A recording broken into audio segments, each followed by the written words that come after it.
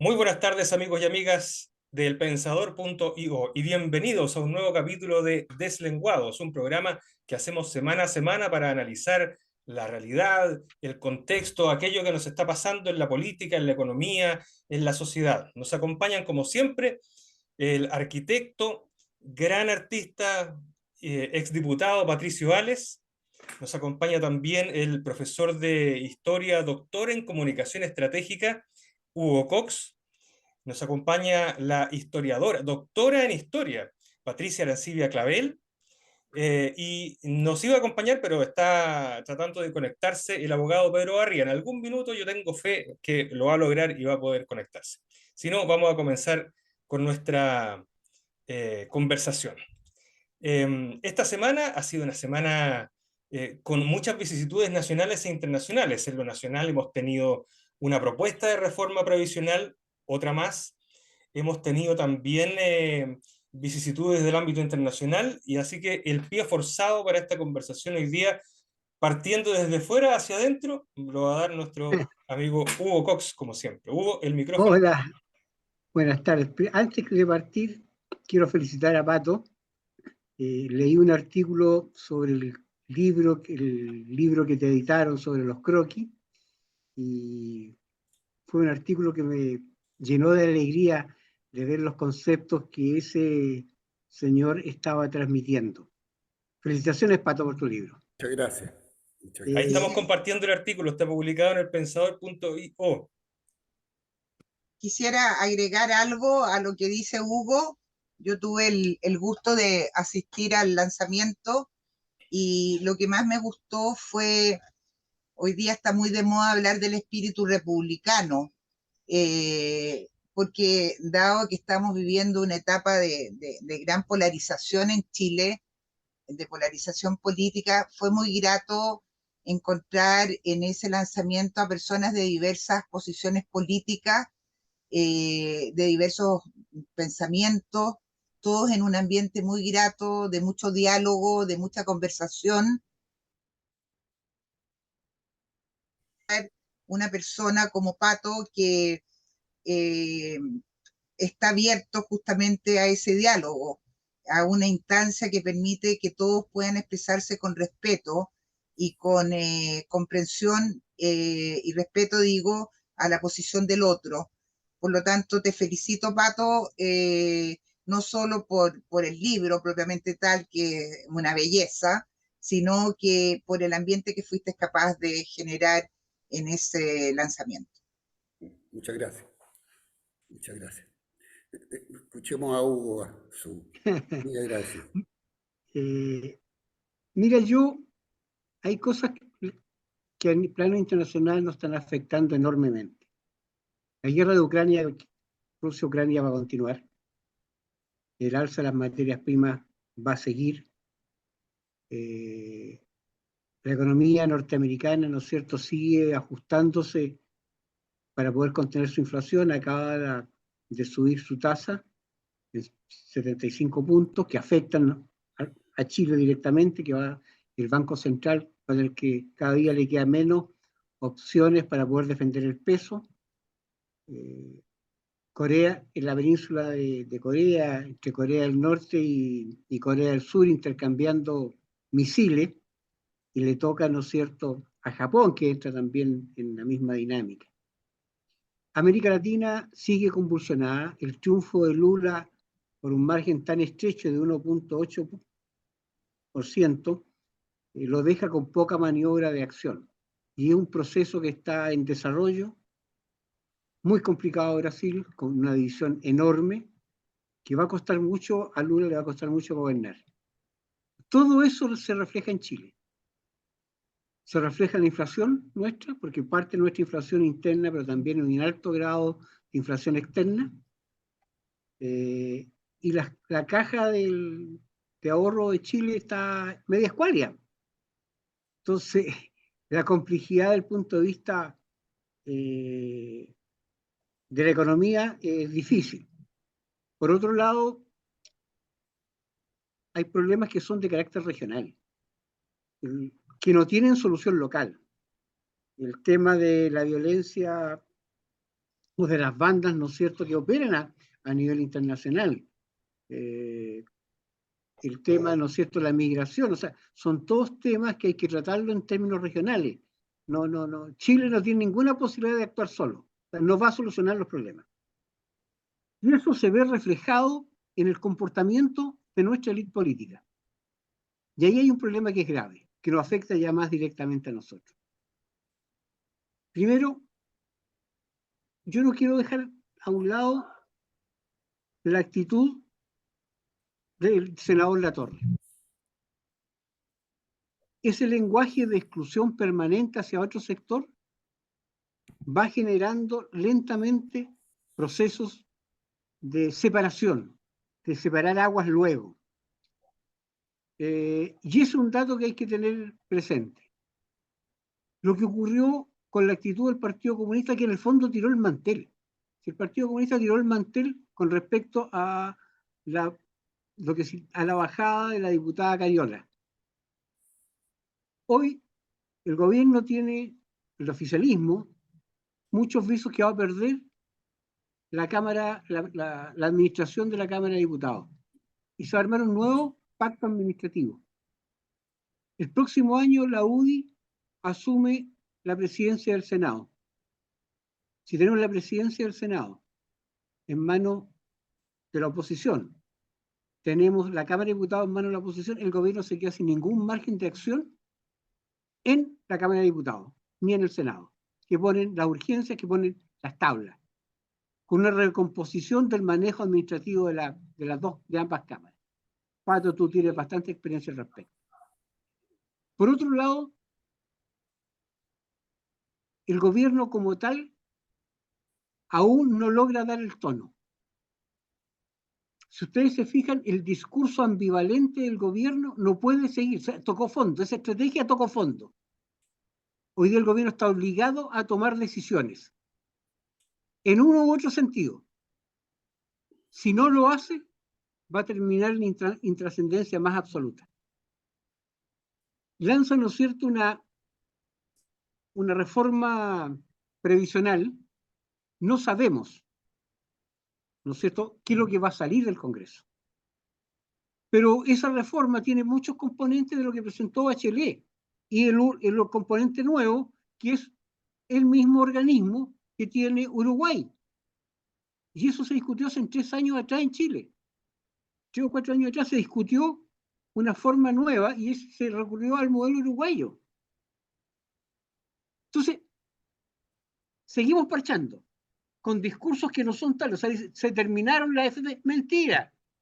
Si cuando la AFP controla el 51% del PIB, no podéis terminar con ella. ¿Cómo lo hacéis? O sea, tiras discursos que después no tienes cómo defenderlo. Discursos que nos dan el ancho. Es que le vamos a cambiar el nombre, van a ser gestora. Oye, son la AFP, viejo. Entonces, discursos que no son coherentes. Con un lenguaje de exclusión permanente de un sector importante de la coalición original del gobierno. Y esa es parte de un discurso permanente, es una actitud frente al otro. O sea, ellos mismos le entregaron la democracia y tienen bandeja a la oposición, cuando les cerraron todas las puertas, cuando se les pidió una primaria ampliada con el PPD, no los recibieron. ¿O no se acuerdan la imagen del actual presidente del Senado tratando de conversar con ellos? Si esto es un tema del ADN, excluir al otro, y ese excluir al otro nos tiene en un proceso de confrontación enorme. Y creo que los tiempos se acabaron. No. Creo que el lunes, el martes vamos a tener un conflicto serio, de acuerdo a cómo se resuelve el tema de la Cámara, y qué es lo que ocurra, ¿no es cierto?, con el cónclave, ¿no es cierto?, en el Palacio en Viña del Mar. Un cónclave que aparentemente no está preparado. Parte a mediodía. Discurso del presidente, un par de intervenciones, pero ¿qué van a lograr?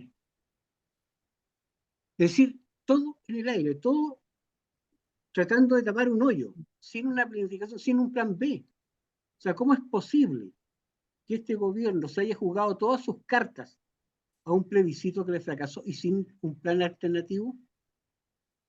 y tuvo 6 meses sin gobernar. Ahí estamos pasando las consecuencias. Los errores se van y eso todos nosotros lo sabemos. Por eso yo lo veo complicado.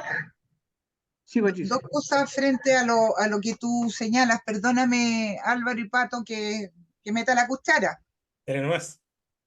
Lo primero es que me alegra mucho que empecemos a analizar las cosas, como lo decíamos en la sesión anterior, en los contextos. Porque cuando se habla de los contextos, se está hablando obviamente de que los acontecimientos que suceden tienen una explicación en situaciones históricas determinadas. Cuando muchas veces se explicó el 11 de septiembre, no el 12 y lo que vino después, sino el 11 de septiembre del 73, en un contexto determinado, las carcajadas, las risas y la manera displicente en que se analizaba ese contexto fue tremendo. Se decía que no había contexto que pudiera, digamos, explicitar ese 11 de septiembre. Y siempre el contexto desde el punto de vista de la izquierda fue visto como algo no aceptable y no entendible. No podemos hablar del contexto de Cuba, de la Unión Soviética en su momento, de Corea del Norte versus Corea del Sur, y ahora lo que están volviendo ya después de Guerra Fría, etcétera, volviendo a hoy, donde el contexto pasa a ser un elemento clave en todo análisis político, en todo análisis económico. Nosotros, Chile, es un país que no puede solucionar los problemas de manera local. Chile es el último país del mundo, es la Finisterra, y siempre ha estado de una u otra manera influenciado por el mundo, ya sea por Estados Unidos, ya sea por Europa. Entonces, y lo que pasa localmente en América Latina obviamente lo afecta desde todos los puntos de vista.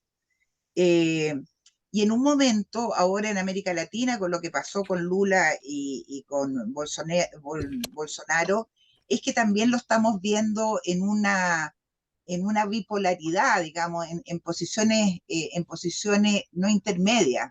O es un lado, es el blanco o es el negro, lo que lo hace mucho más peligroso, porque no hay términos medios, porque quizás no sean tan extremos los dos, pero la opinión pública, los medios de prensa, e incluso algunas de las posiciones de ambos candidatos, también se dio acá con Kast y Boric, de ponerlos, digamos, como en dos posiciones absolutamente intransables.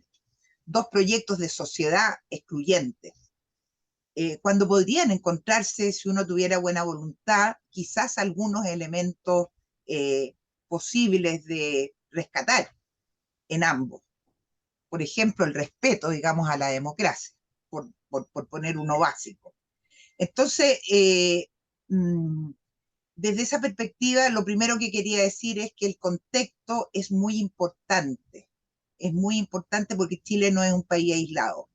Pero también quiero decir que el problema que está viviendo Chile en un porcentaje mucho mayor de lo que creo, Hugo, que tú señalas, es parte de este desfonde, como dice Miguel, de este desfondo, por lo que estoy viendo, que le da solo el 31% de apoyo al gobierno de Boric. El desplome que hay en Chile es un desplome espantoso, es decir, ni en el peor de los escenarios vimos ni siquiera a Piñera caer en esta magnitud. Y es un poco por lo que se ha señalado en forma insistente No, en este cayó, programa. pero no, cayó más, pero no a los, no, cayó más que esto, que llegó a estar hasta el 7%, pero no a los 8 meses. No, Tú claro, tienes espérate, razón, pero a los 8 meses, pero claro, Piñera cayó más, pero no a los 8 meses. Nadie pero había espérate caído un poquito, en Chile en los espérate un últimos poquito. 40 años a este porcentaje a los 8 meses. Nadie. Claro, pero espérate un poquito, si estamos, imagínate que esto es una tendencia ya absolutamente clara hacia dónde vamos. Entonces, el problema está en Chile, si bien el contexto es importante, pero la forma en que se está llevando a cabo la economía, las reformas, la forma en que se está llevando la política, la inconsistencia, la voltereta, la falta de un plan B, como decía Hugo, la incapacidad de este gobierno de poder plantear algo serio, está pasando la cuenta. Estos 6 meses de desgobierno están pasando la cuenta. Entonces, el tema está ahora en que se ha tratado de posicionar esta semana en Chile, el gobierno al fin posicionó un tema que ha sido la reforma previsional, que creo que la tenemos que tratar en un momento, pero quiero tratarla después que hable Pato en esta mirada global primero.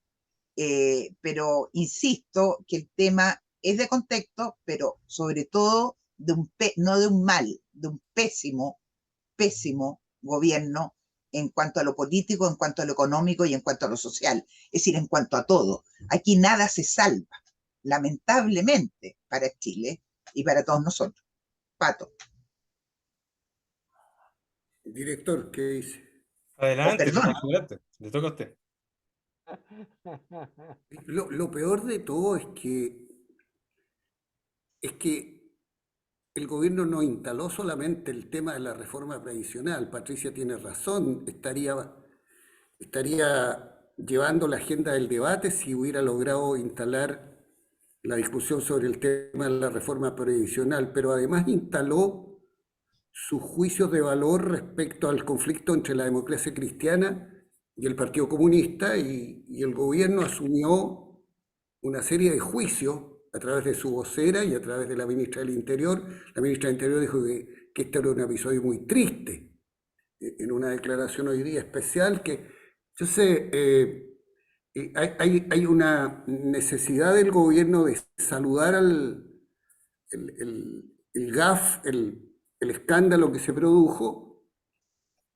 Tiene una necesidad de expresar su sentimiento, como que probablemente se lo ha pedido el Partido Comunista, digan algo, con lo cual el propio gobierno perturba su interés en modificar la agenda. O sea, cero maniobra de habilidad política comunicacional, porque si tú quieres sacar el problema para colocar la iniciativa del gobierno a poner la brújula hacia un tema de debate sobre la reforma, como el tema de la reforma previsional, no tienes que pasar la semana haciendo comentarios sobre los estados de ánimo, las emociones, las tristezas, o pontificar respecto a cómo se debería haber resuelto esto.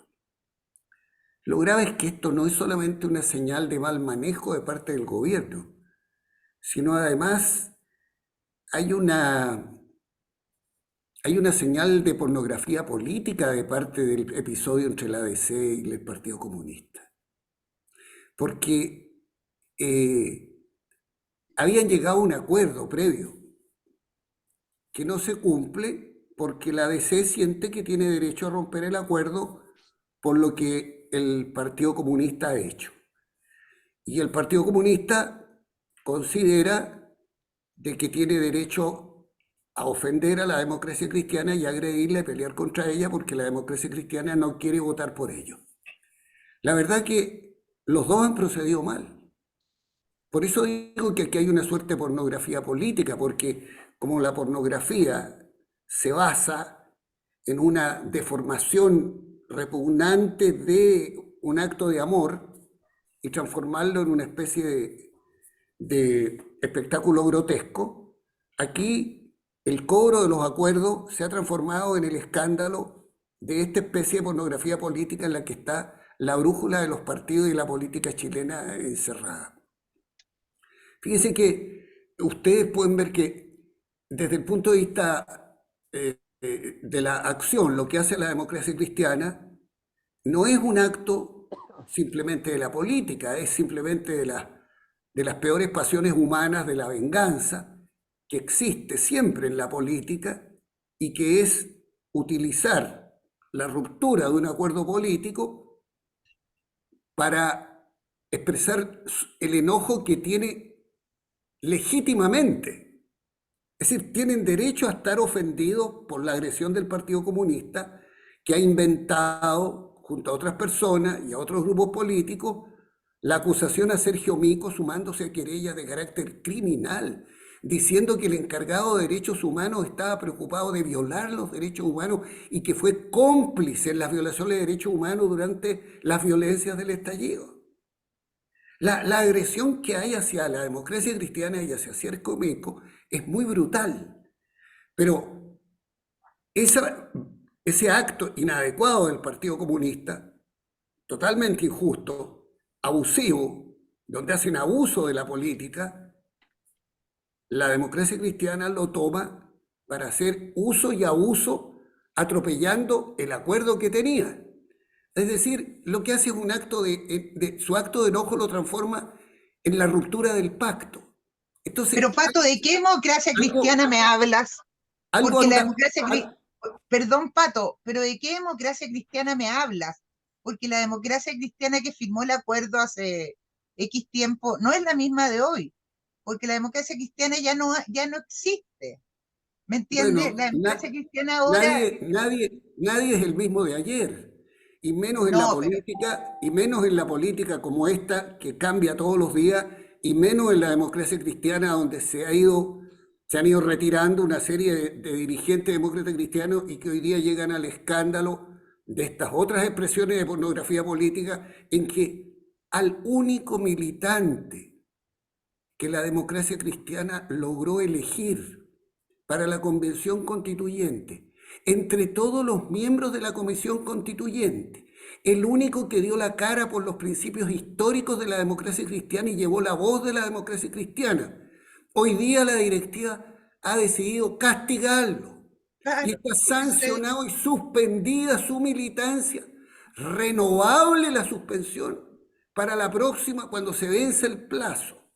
Esa democracia cristiana toma la decisión de decir, mire, yo voy a actuar en contra del Partido Comunista, en vez de hacer debate político respecto a lo que hace el Partido Comunista y otros partidos, no es solo el Partido Comunista, y todos aquellos que se han querellado acusando a Mico, al encargado de derechos humanos, a un hombre de las filas de la centroizquierda, acusándolo criminalmente ante la justicia para que responda por complicidad sobre las violaciones de derechos humanos que se habrían cometido.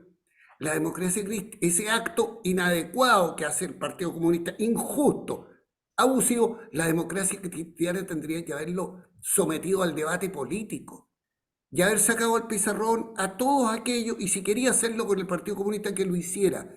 Pero la lección que dan a la ciudadanía es que aquí se agarran en una pelea mientras el país debería estar en lo que tú dices, Patricia, discutiendo la reforma de pensiones, y el gobierno debería estar en eso y no colocar en la agenda este tema.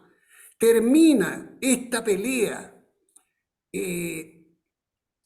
ensuciando nuevamente la acción de la política y produciendo un desencanto del ciudadano que debe decir, ¿y qué me importa a mí las venganzas que tiene el uno con el otro?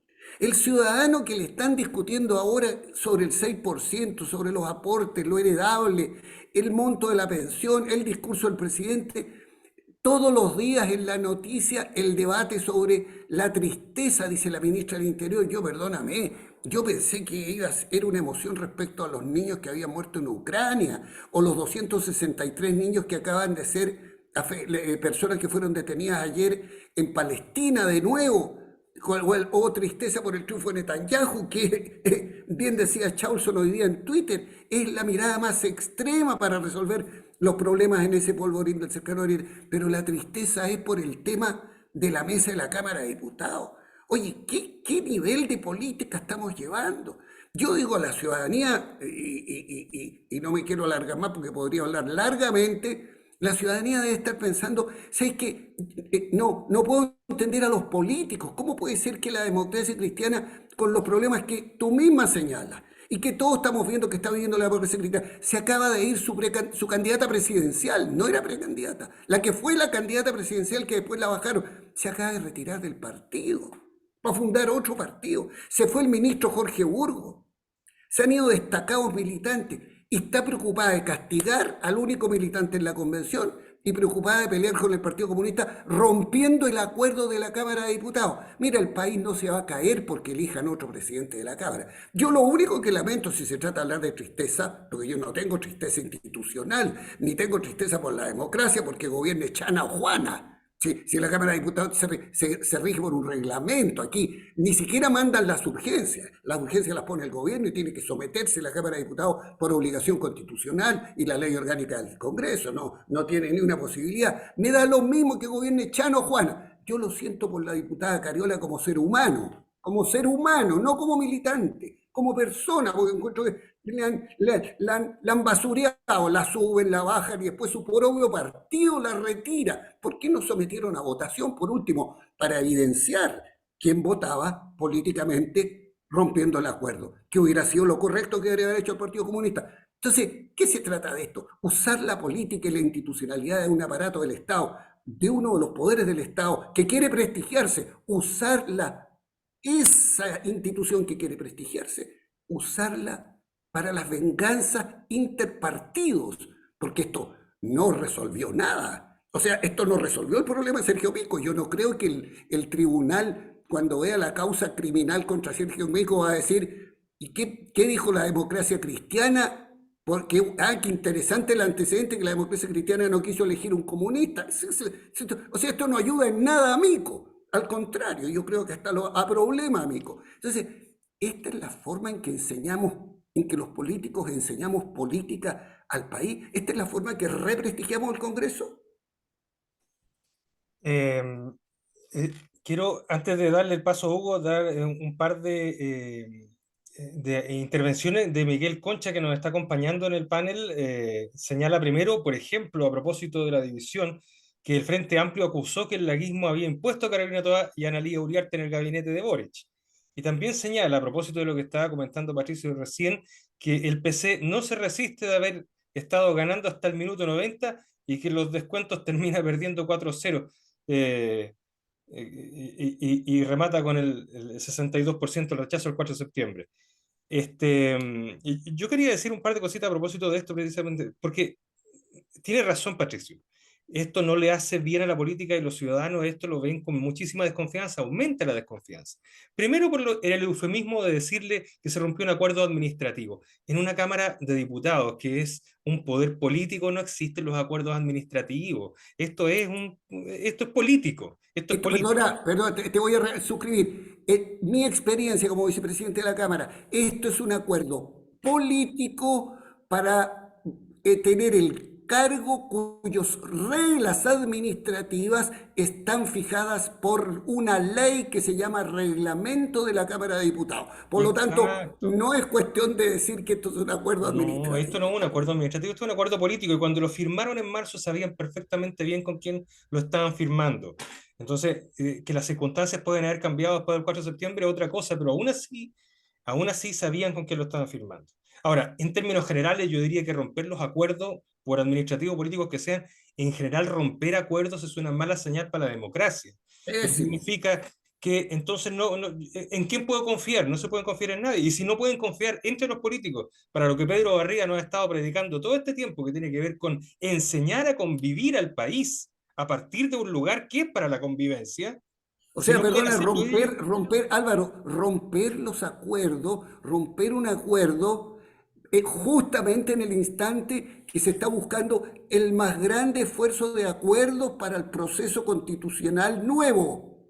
Pero es que el acuerdo, perdón, es que ahí, perdón que me intervenga, y yo sé que no todos van a estar de acuerdo, pero es que el primer acuerdo era que había un voto de salida del plebiscito, y el plebiscito con el 62%, con una votación no, estoy hablando personal, de romper el acuerdo perdón, si yo sé de lo que estás hablando, pero yo te quiero decir que el 62% que en votación es mucho más alta el número de votantes de que aprobó que fuéramos a hacer una nueva constitución, no se está respetando, porque el artículo 142 dice, si se rechaza el plebiscito, se mantiene el plebiscito tal cual.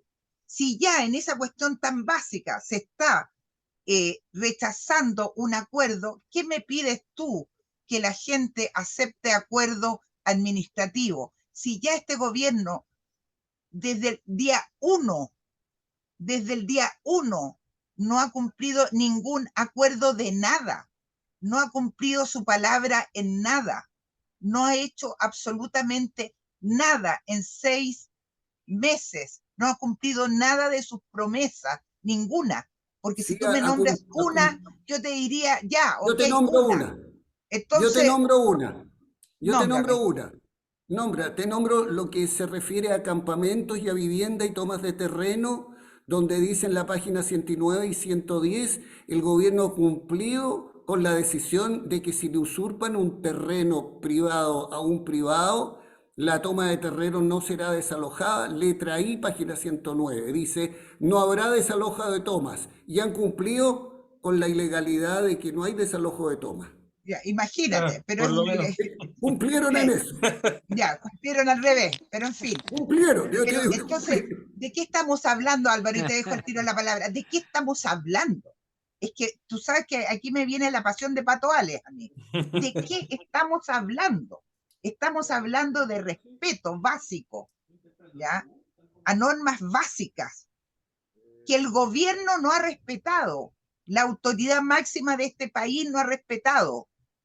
Y nos están pidiendo, le están pidiendo a la democracia cristiana y a los partidos políticos y a las personas y a los ciudadanos que cumplan esos acuerdos.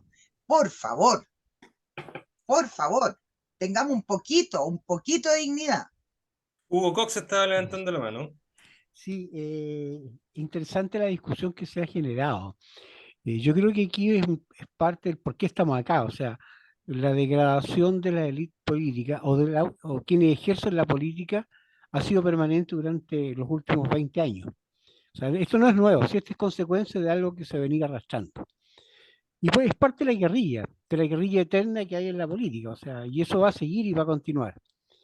El problema para mí, yo lo quiero centrar en un tema yo lo veo muy complejo y que tiene que ver con cuando no hay una hoja de ruta sobre la cual se quiere gobernar. Es decir, tú levantas una reforma previsional y una reforma constitucional y no eres capaz de sostener el debate y te distraes en elementos anexos.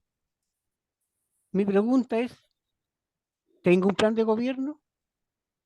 ¿O esto lo levanté porque ya la presión era de tal nivel y para que después no me reten, que no hice nada y echarle la culpa al otro? ¿A qué te refieres a lo que levanté o no levanté? A O la sea, reforma previsional. a la reforma previsional. Lanza una reforma previsional que no va a salir como está. No, pues No va a imposible. salir. Imposible. El Congreso la va a trabajar de otra manera y va a salir otra cosa, Si es que sale. si es que sale. Es que es tan Y absurda que, que no puede salir. ¿Tú crees que la entonces, gente va a aceptar que su 6% se vaya al Estado para que el Estado la reparta y no se vaya a los fondos individuales? Pero es cosa de escuchar a la gente. El 90% de las personas quiere que su plata vaya a su capital.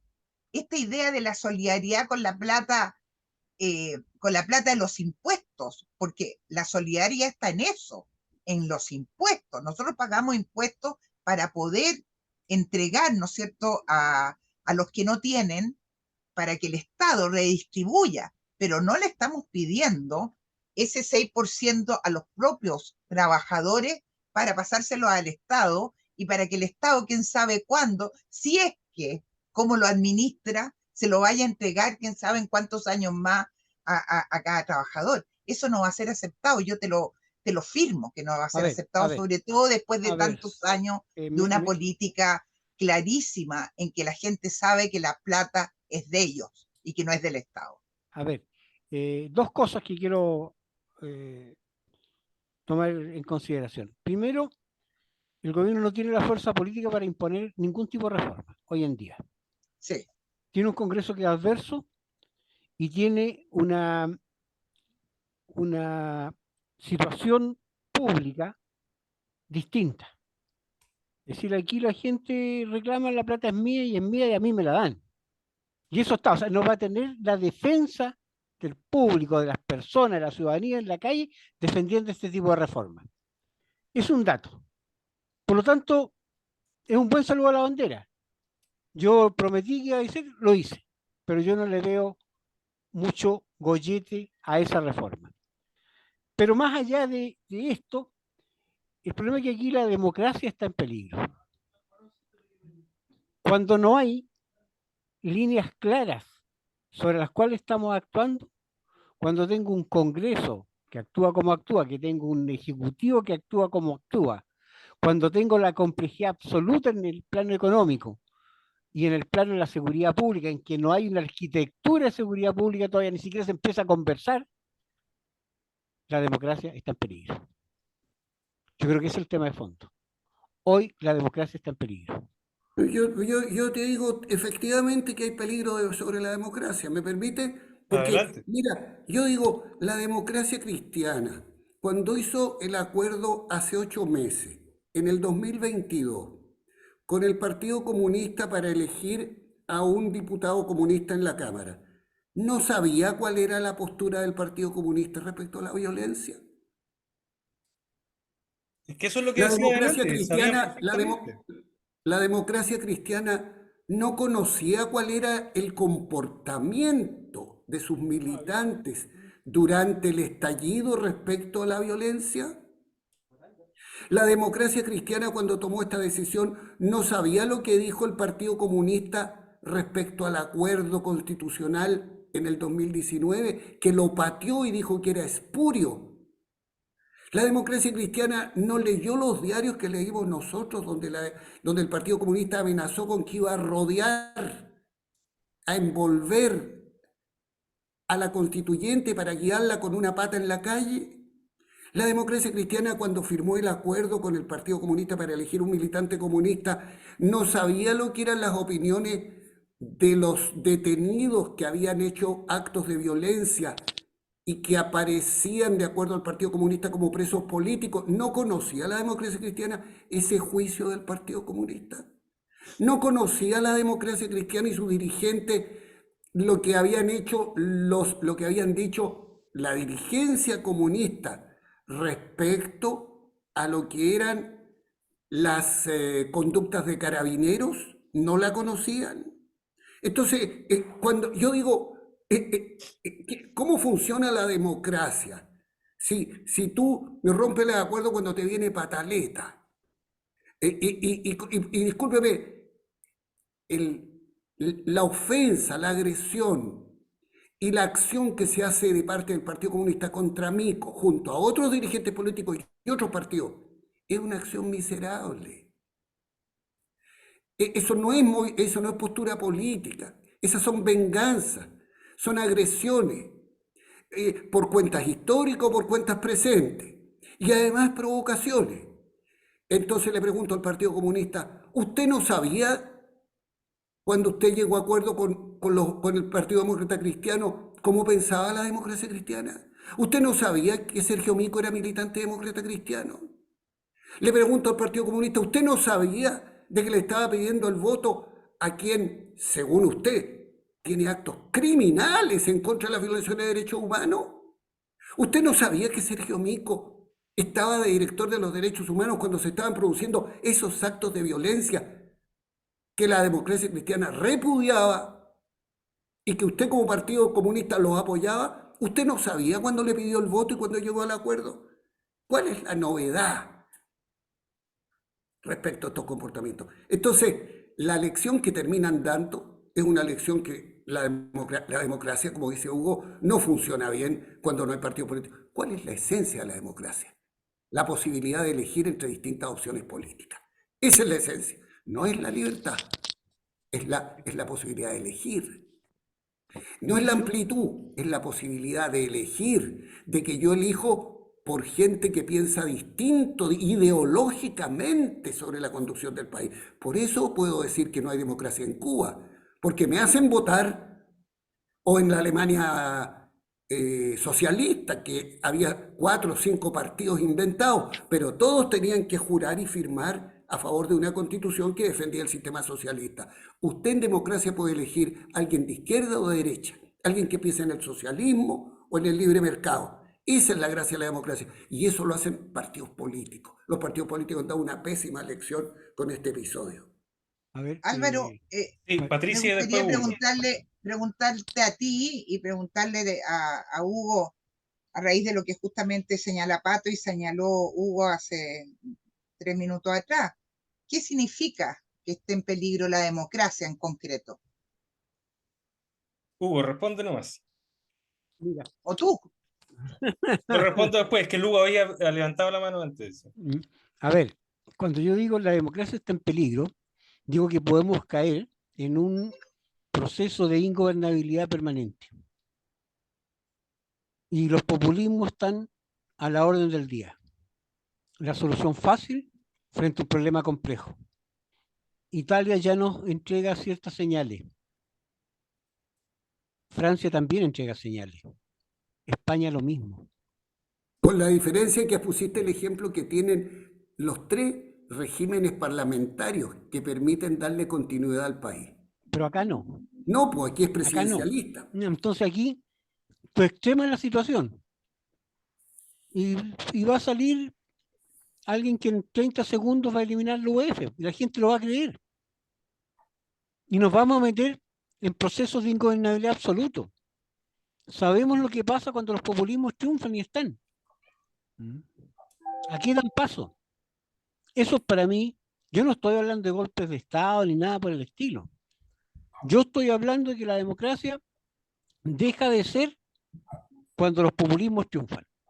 Bueno, pero es un golpe de Estado Yo, velado, sí, Hugo. yo sí estoy hablando de esa posibilidad, ¿eh? Yo sí creo que puede haberla, porque en un caso como el chileno, atendiendo a la pregunta de Patricia, en un caso como el chileno, cuando, cuando las personas no encuentran seguridades, cuando la ciudadanía no encuentra seguridades, y seguridades implica que, primero, que haya una conducción, es decir, que haya un gobierno que uno sepa para dónde va.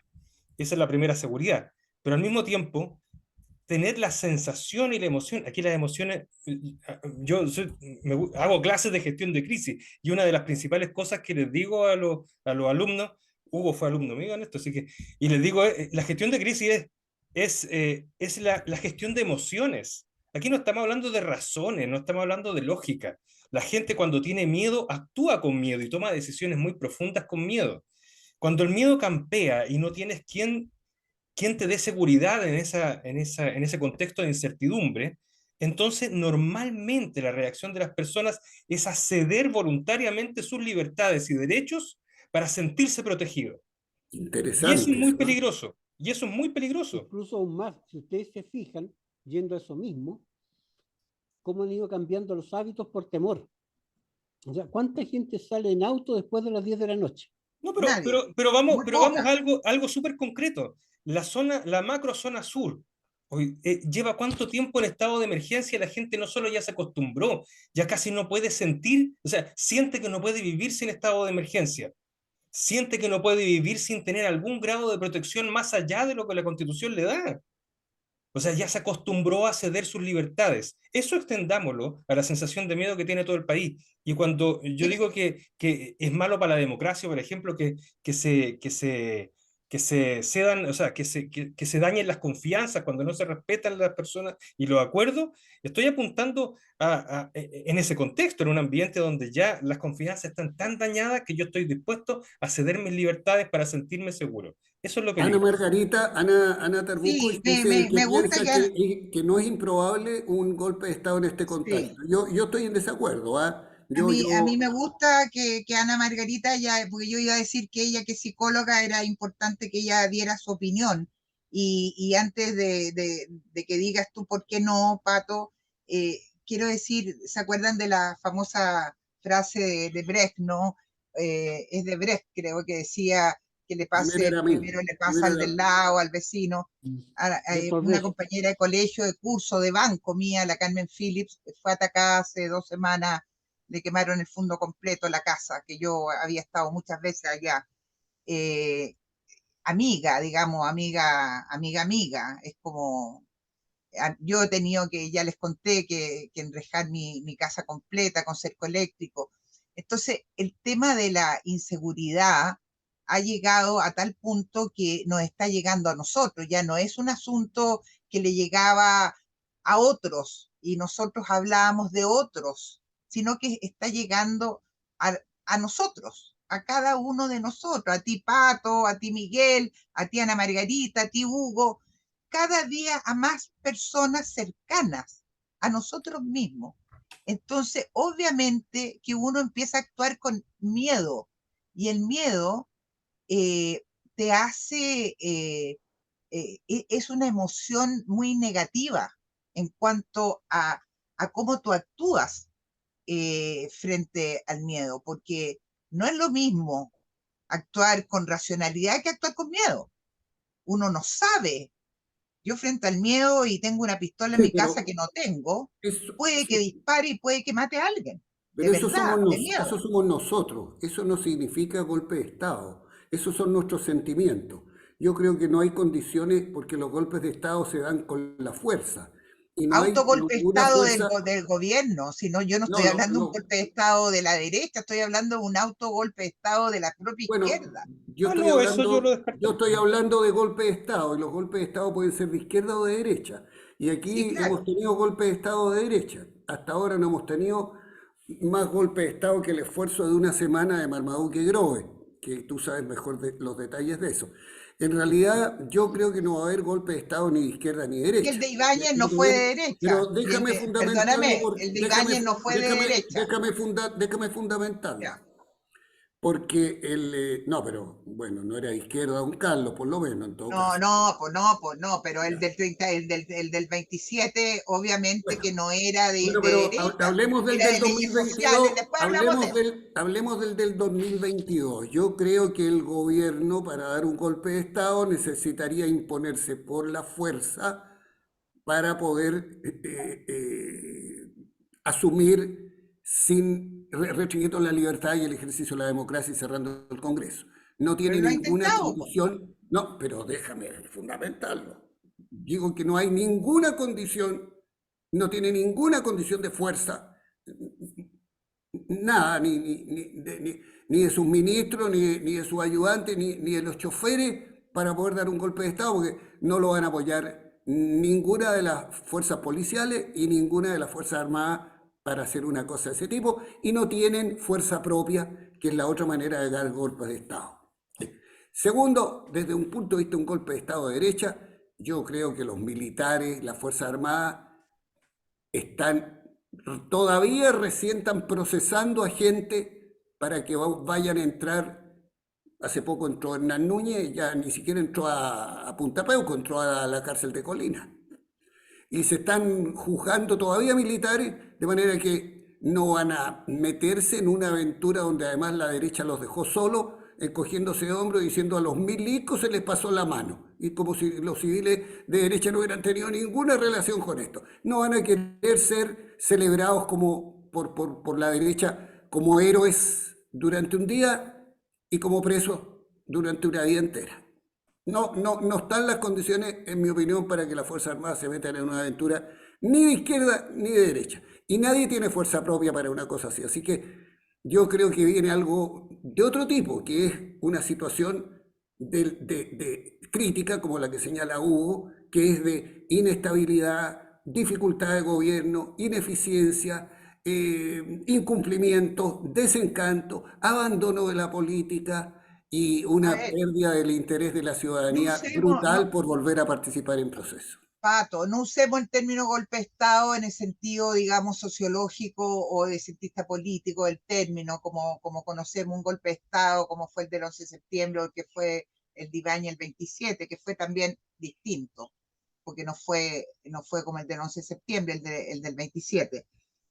Pero sí hablemos de que hay altas probabilidades que el gobierno, teniendo justamente y por ser una minoría, pero teniendo el poder, pueda ir implementando acciones que vayan limitando la libertad de expresión, que vayan generando no tiene un condiciones. desapego. Bueno, pero si lo ha tratado, pues, Pato, es decir, No, con un 26, no te ciegues.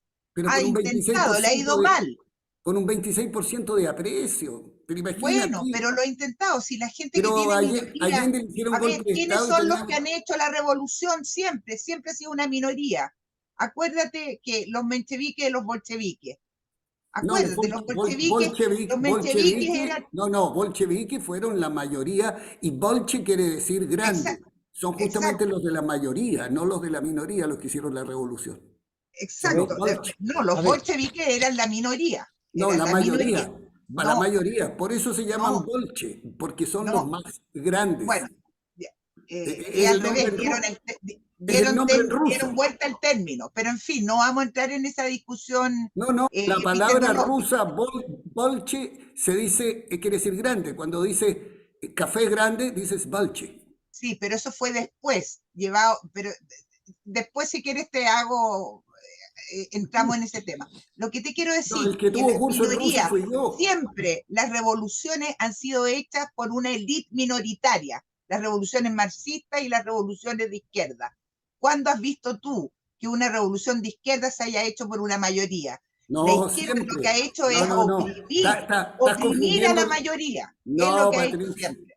Estás confundiendo lo que es la élite dirigente que impulsa y detona una revolución a lo que son las masas que se pliegan. La revolución cubana fue detonada por un puñadito de personas, pero la gran mayoría del pueblo cubano creyó que era una revolución libertaria y después se pisó la huasca. La revolución de Mao Zedong fue liderada por un grupito, pero la revolución fue masiva de la grande mayoría y Chiang Kai-shek tuvo que arrancar una isla.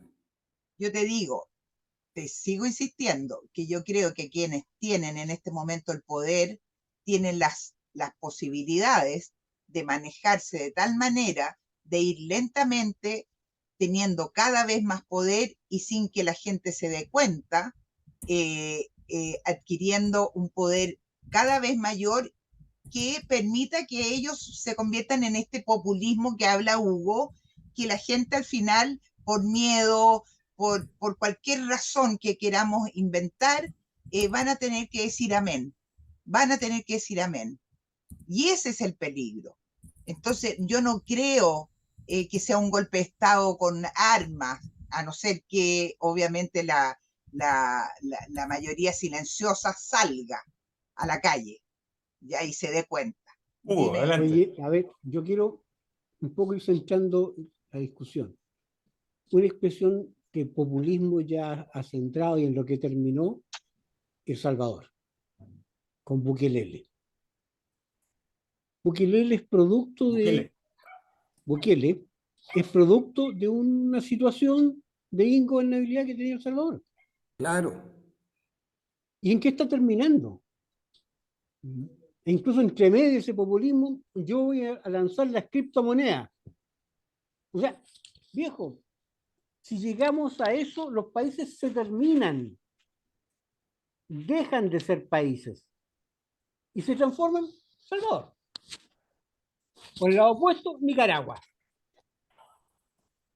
Entonces, no podemos, yo no creo que el gobierno esté en condiciones de levantar un autogolpe. O sea, eso no lo veo por el momento, no lo veo. Pero sí veo que nos puede llegar un proceso de ingobernabilidad tremendo. Y la única salida que queda, como lo ha planteado muchas veces Pedro en este programa, es buscar un gran acuerdo de nuevo. Va a haber que sentarse a conversar. No queda otra, y esta izquierda, derecha, centro, todos. Porque las soluciones que nos están colocando por encima y la forma de conducción nos está llevando a eso, a un país que no estaba acostumbrado al tipo de delito, porque es un tipo de delito que Chile no veía, a un país que se había olvidado que la inflación existía, a un país, ¿no es cierto?, que en alguna medida todos sabíamos cuáles eran las reglas del juego. Hoy día no lo estamos sabiendo. Eso. Oye, el reloj nos está pillando ya, estamos llegando al final de la conversación. Quiero leer algunas de las inquietudes de las personas que nos acompañan en el panel y que están en el chat. A ver si la tecnología me acompaña. Antes de terminar, Miguel Concha nos establece con preclara un par de cosas que son grandes verdades. Primero, señala que del 6%, a propósito de lo que hablábamos de la reforma de pensiones, del 6% adicional, el 3% iría, según la propuesta, dice, para el pilar solidario, y o el 30%, y el 70% iría a una renta virtual, que se le entregarán en 30 años más cuando jubile, y si no jubila, dice topón y para el fisco. Luego viene una intervención también de Miguel interesante. Las tres preferencias de la ciudadanía son seguridad, inflación, salud. El resto, dice, es música. Ana Margarita nos plantea la pregunta que ha estado rondando. Bueno, ¿y en qué puede terminar todo esto? Yo voy a decir una sola frase para responderle a Ana Margarita en eso. Cuando la gente tiene miedo y necesita seguridades, eh, busca a lo mejor un hombre feliz. Yo creo que con eso me entiende. María de los Ángeles Swinburne dice, con el apoyo cada vez menor que tiene el gobierno es imposible un autogolpe, no tendría jamás el apoyo popular. Y Ana Margarita se despide porque ya se tiene que ir y nosotros también. Así que ya, chiquillos y chiquillas y a todos los que nos acompañaron. Dios los oiga que no haya un autogolpe. Yo no quiero que lo haya, pero no sabemos. Yo no me cierro a ninguna opción, a ninguna. No, el escenario yo creo que estamos en absoluto consenso, es que es que va a estar muy, muy inestable y que la ingobernabilidad puede llevar a alguna salida. Yo digo, Convo- ceder libertades, no sé, convo- ¿Convocamos a nuestros invitados para el próximo viernes o el no? próximo Sí, viernes a claro. las 7 de la tarde nos juntamos de todas maneras, así que no se lo pierdan y vamos a ir aumentando nuestra convocatoria. De todas maneras, Perfecto. estamos subiendo el programa a YouTube y a Instagram, de modo que póngale like. Eso es. Igual mándalo por favor al correo para poder También. distribuirlo, porque yo lo subo también a mi Instagram y a mi Facebook. Bien, pues un abrazo a todos, que tengan un excelente fin de semana, ¿eh?